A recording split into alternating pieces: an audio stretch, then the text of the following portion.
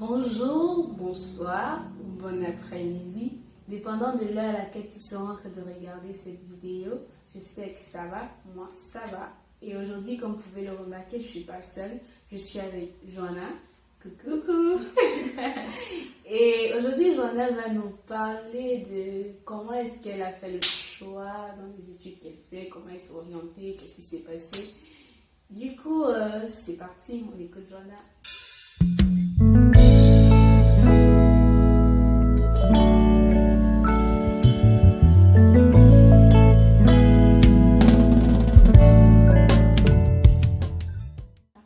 Merci Manuela de m'accueillir et je suis contente d'être avec vous les amis pour partager un bout de mon histoire personnelle. Donc je pense que chacun de nous on s'est déjà posé la question qu'est-ce qu'on va faire un jour dans nos vies, comment, dans quel milieu on va travailler. Moi cette question je me le suis plus posée arrivée en terminale, à ce moment bien précis où les profs ils sont derrière toi pour que tu puisses remplir les fiches d'orientation, là, ils sont bien derrière toi. Et moi, j'étais là, c'est vrai, je me disais, mais Seigneur, qu'est-ce que je vais faire? Je vous avoue que moi, j'ai toujours voulu, m'orienter en médecine, parce que j'ai toujours voulu être proche de l'humain, travailler dans les hôpitaux, travailler avec des gens, les accompagner dans leur santé, enfin voilà. Et j'avais peur dans un sens parce qu'en métropole c'est assez particulier pour l'accès en médecine et j'avais peur surtout parce qu'on m'a mis pas mal de pression au lycée et je m'en suis mise également pas mal, ce qui fait que du coup j'avais beaucoup hésité à continuer dans cette voie-là et je me suis pas mal posé de questions également sur mon orientation et tout ça. N'empêche, j'ai choisi cette voie-là en terminale, donc je me suis orientée en première année de médecine. Ça s'est pas passé comme je voulais, parce que j'avais pas mal de pression, donc voilà, et du coup j'ai pas continué.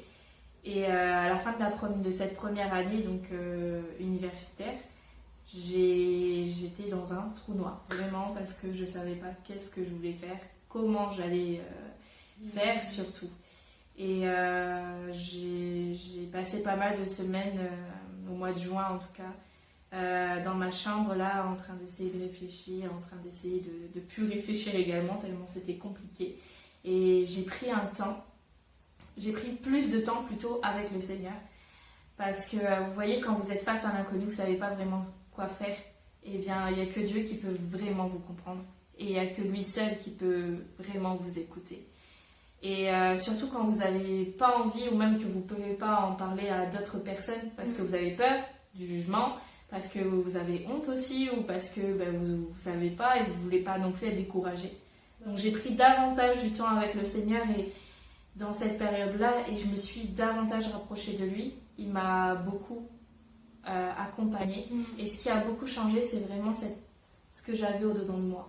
Cette peur qui était là, eh bien, il l'a remplacé par en fait de la paix. Cette paix que personne ne peut expliquer en fait, si ce n'est Dieu lui-même. Lui, il va vous la faire vivre, vous voyez.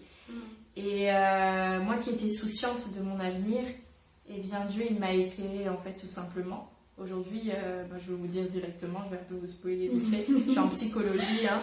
Et je m'y attendais pas parce que pour moi la psychologie c'était quelque chose qui m'intéressait pas particulièrement parce que pour moi c'était littéraire, encore des préjugés. Enfin, je voulais un peu plus de science aussi, vu que c'est ce qui m'avait toujours intriguée dans la vie. Et aujourd'hui j'y suis par la grâce de Dieu. Et je m'y plais énormément. Dieu il m'a dirigée véritablement dans ce temps de vide là dont je vous ai parlé parce que je savais plus, enfin vous êtes là, vous avez plein de métiers devant vous, vous savez pas. Et bien Dieu il m'a parlé en fait au travers d'une personne que je ne connaissais pas au début mais qui était aussi en psychologie, mais elle m'a parlé comme ça un de ces jours de ce qu'elle faisait, etc. Et en fait tout ce qu'elle racontait en fait c'était exactement ce que je voulais faire. Et là j'ai commencé vraiment à prier pour ce projet qui était de nouveau là dans mon cœur. Et Dieu, il m'a jamais lâché.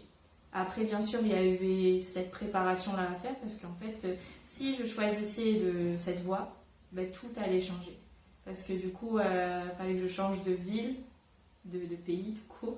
Il fallait que je change tout. Et là, il y a plein d'autres questions qui sont survenues. des questions financières, des questions sociales également. Est-ce que je vais me faire des contacts? Enfin voilà.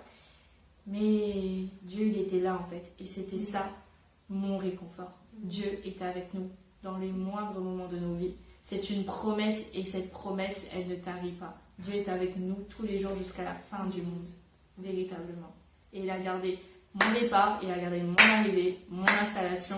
Aujourd'hui, je suis bien. Je suis avec une sœur là, donc ça veut dire que je suis bien. Merci Seigneur. Et voilà, on continue notre marche avec le Seigneur. Et vous êtes, franchement, avec Dieu, on ne peut pas être plus paumé qu'autre chose. Parce que, enfin, on peut être paumé, mais il ne va pas nous laisser sans rien en fait. Il faut si on se confie à lui, si on se confie au Seigneur. Il nous attend en fait. Et des fois, on ne s'en rend pas compte. Il faut juste prendre le temps de dire à Dieu, j'ai besoin de toi. Donc vraiment, aujourd'hui, c'est vraiment t'encourager, toi, qui réfléchis encore sur ce que tu dois faire, ou même tu as déjà une idée fixe de ce que tu veux faire.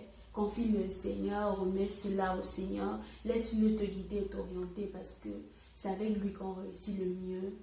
Je vais aussi aller plus sur la parole de Josué 1:8 qui dit que ce livre de la loi ne s'éloigne point de ta bouche, médite-le jour et nuit afin de réussir dans tout ce que tu entreprendras en fait. Je l'ai vraiment paraphrasé, mais réellement c'est méditer la parole, c'est s'approcher de le Seigneur, c'est vraiment s'accrocher à lui et ensuite on va réussir tout ce qu'on entreprendra. C'est vraiment aller vers lui. C'est la première place en fait. Et lui laisser diriger notre vie. C'est pas simple à faire, c'est pas légitime. Mais des fois, ces temps d'inconnu là, c'est ce qui nous permet de plier 2 fois plus le genou pour dire à Dieu, mais en fait, j'en peux plus, mais je te laisse la place. Mais grave, hein, c'est totalement ça. Je m'abandonne à toi. Donc voilà.